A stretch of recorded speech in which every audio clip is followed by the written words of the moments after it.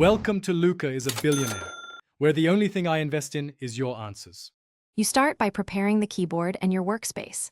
Clean each key with 70% isopropyl and a microfiber cloth so stickers adhere. Once dry, sort sticker sheets by row and label them. You position the keyboard under a bright lamp and grab tweezers for precision. Now pick one sticker for a test key, usually the escape or one in the top row, and align its top edge with the keycap edge. This first placement sets your alignment standard for every other key.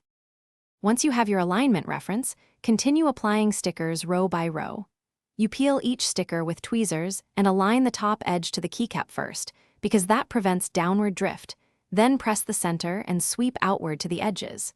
Make sure to smooth with a finger or a plastic card to eliminate bubbles. Apply consistent pressure for 5–10 seconds per key. After every 3 or 4 keys, step back and verify spacing and orientation.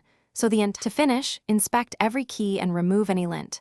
Trim tiny overhangs carefully with a sharp craft knife, avoiding the keycap surface. Once done, press each key firmly, and if edges lift, reheat briefly with a hairdryer on low from 6–8 inches to reactivate the adhesive. Make sure not to overheat.